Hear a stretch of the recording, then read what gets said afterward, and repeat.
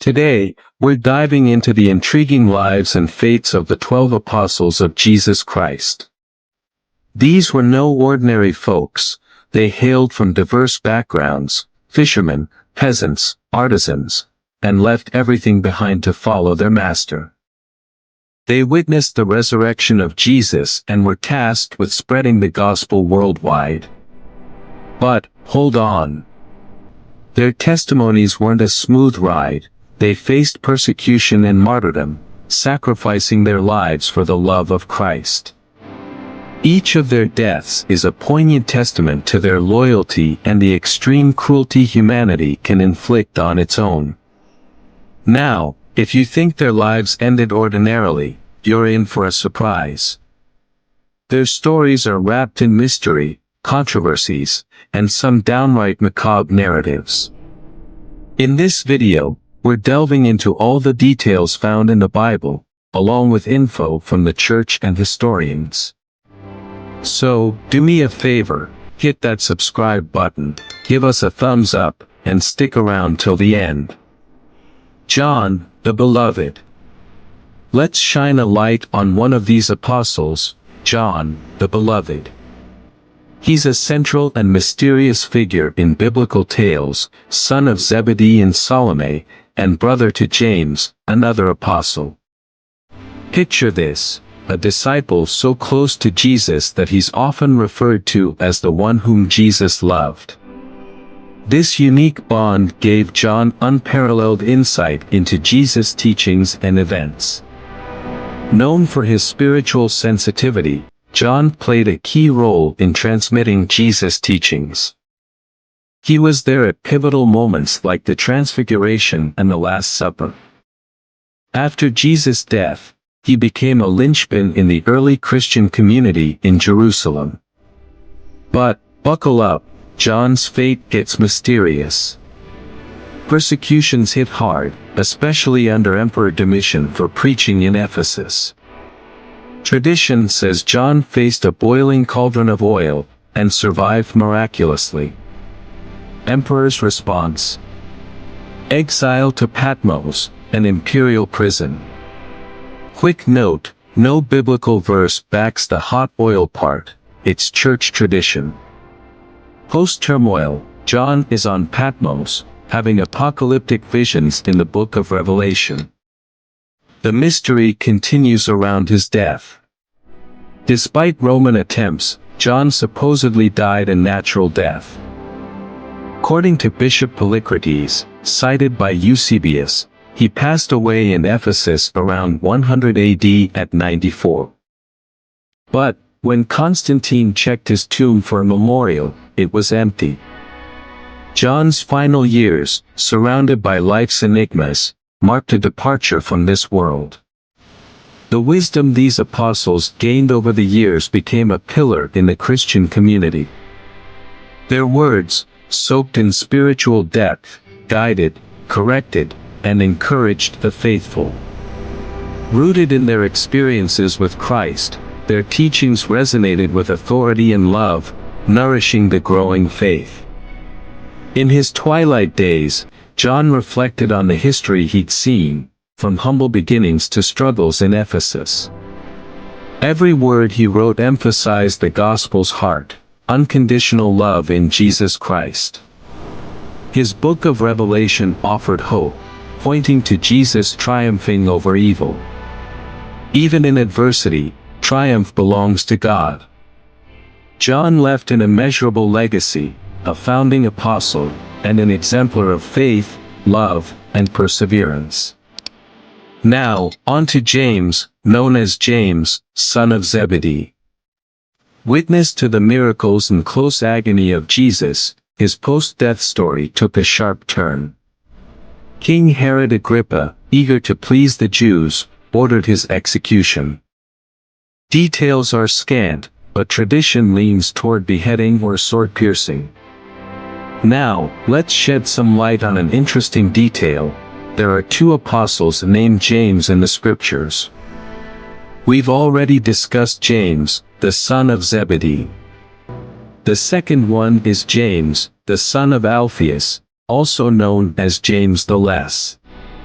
His role in the Gospels is relatively discreet compared to others. After Jesus' death, information about him becomes even scarcer. Tradition suggests he might have played a part in spreading the gospel through possible missionary journeys.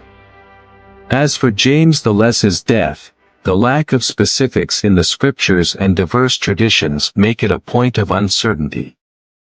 But according to Christian doctrine, he, too, met his end by orders of King Herod Agrippa I in Jerusalem, facing a public beheading. This image of James is often depicted in religious art.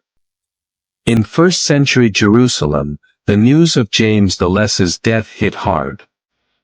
He was a pillar of the early church, and his martyrdom wasn't just a personal loss for Jesus' followers but a clear sign of rising tension between the young church and Jewish and Roman authorities. It became a defining moment, emphasizing the serious and costly nature of the Christian mission. James's death stirred both mourning and determination among the apostles, heightening their awareness of the imminent danger. Yet, James's death wasn't in vain.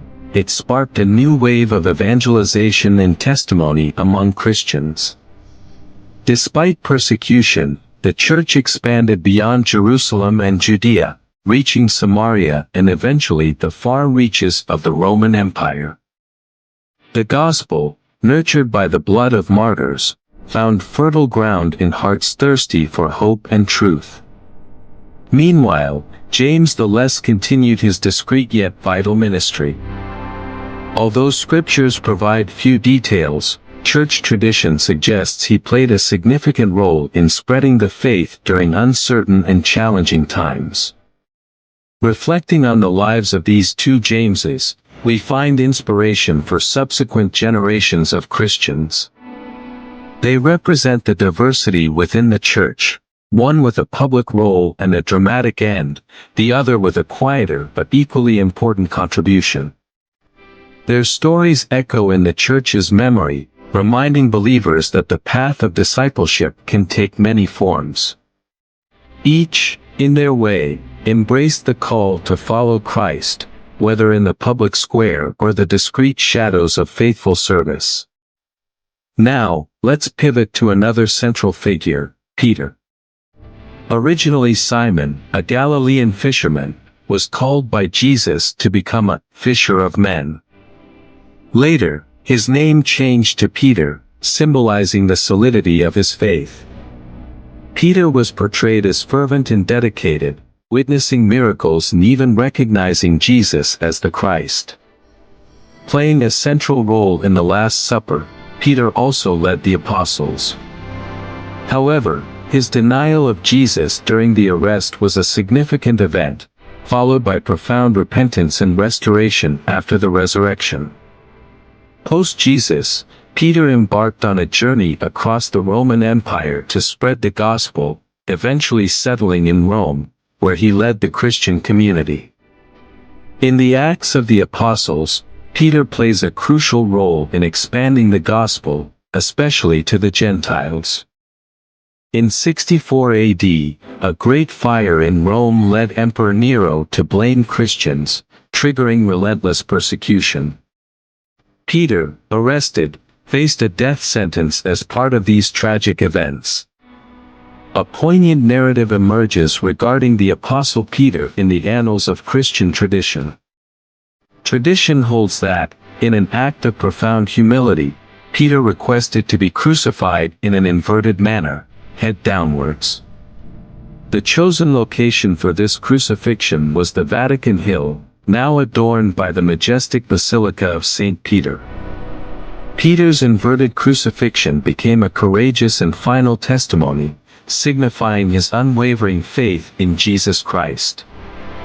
During a time of persecution, Christians faced torture and horrendous executions. Peter's decision to be crucified upside down, as narrated by tradition, was not only an act of humility but a powerful testimony of his devotion to Christ.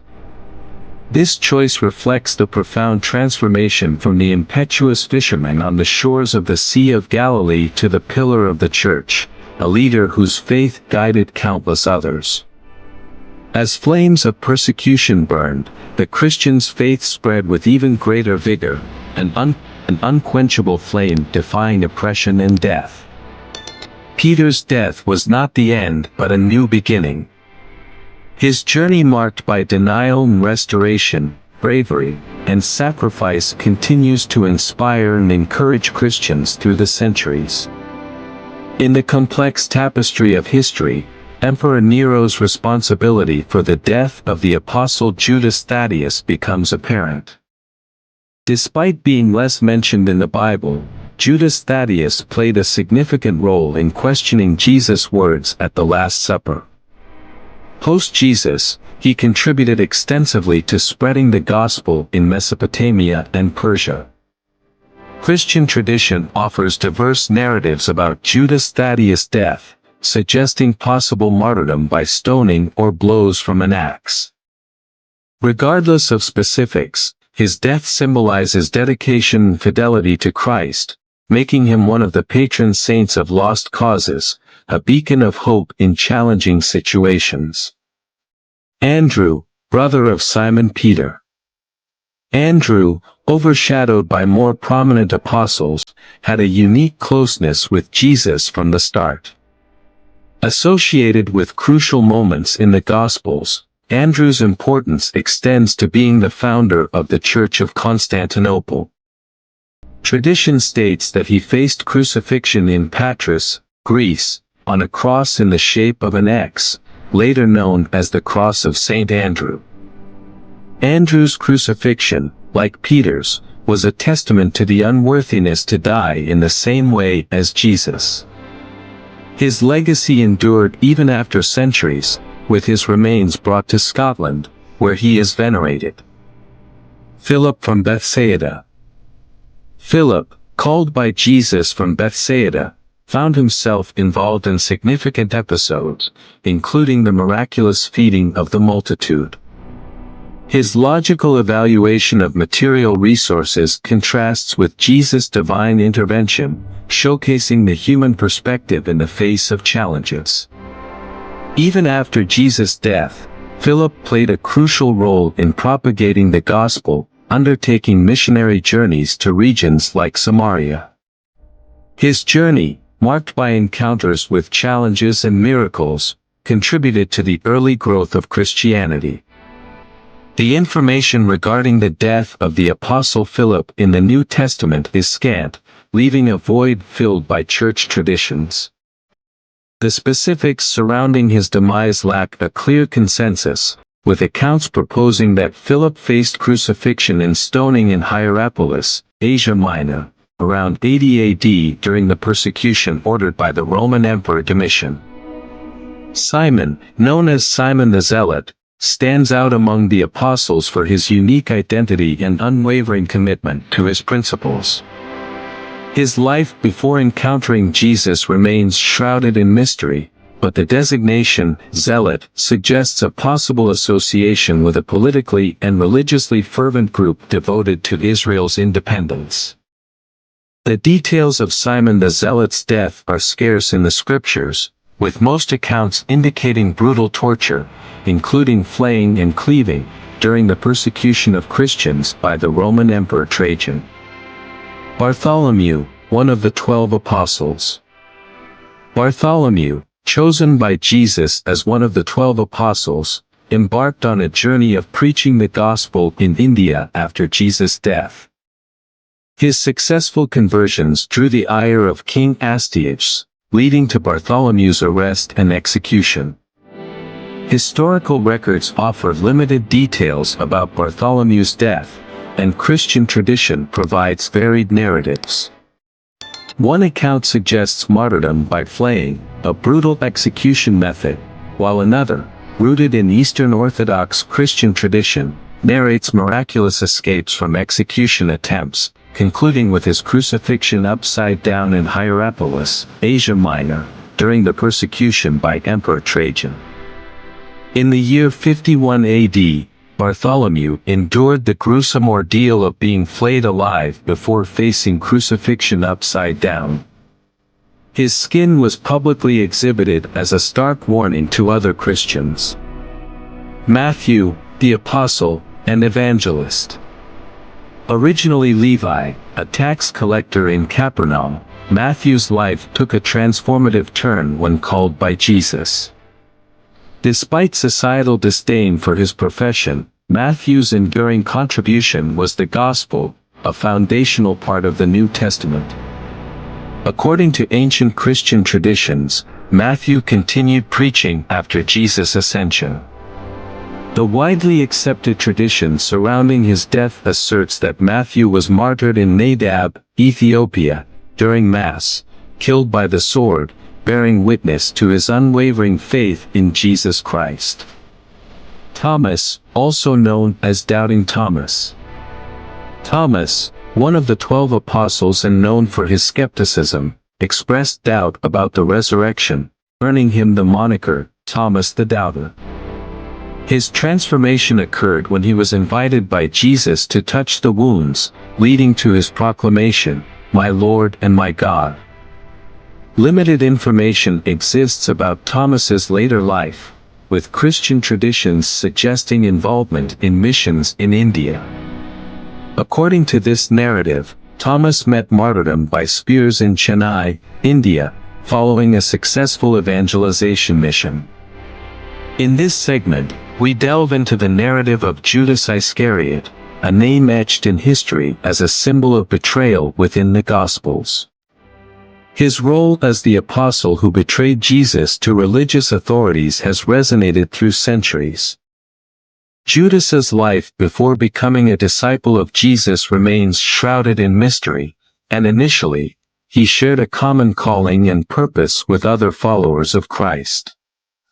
The tragic episode unfolded during the Last Supper, when Satan entered Judas, compelling him to betray Jesus for 30 pieces of silver. The infamous identification of Jesus to religious leaders occurred through a kiss, marking the one to be arrested. The motives behind Judas's betrayal are complex, ranging from possible disillusionment to unmet expectations regarding the anticipated earthly kingdom. Following the realization of the consequences of his actions, Judas attempted to return the 30 pieces of silver but, consumed by guilt and remorse, ultimately hanged himself. Christian tradition often underscores Judas's fate as a poignant reminder of the gravity of betrayal, shedding light on the intricate interplay between human free will and the divine plan.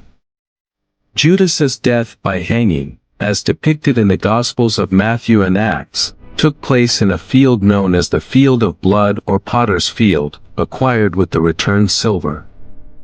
This field, situated near the Valley of Hinnom in Jerusalem, was originally designated for the burial of foreigners and criminals. Acquired by religious leaders for burying foreigners, it became the Field of Blood, symbolizing Judas's betrayal through the shedding of Jesus' blood. Beyond its association with betrayal, the field also became an emblem of repentance and redemption. The New Testament narratives, found in Matthew 27 verses 3-5 and Acts 1 verses 18-19, slightly differ in details but converge on the tragic outcome. In Matthew, Judas repents, returns the silver, and hangs himself, while in Acts, his fall results in his body bursting open. Despite these nuances, both accounts emphasize the profound remorse and despair that marked Judas's tragic conclusion. The story of Judas serves as a solemn reminder of the far-reaching consequences of betrayal and the weight of repentance without the presence of hope and forgiveness.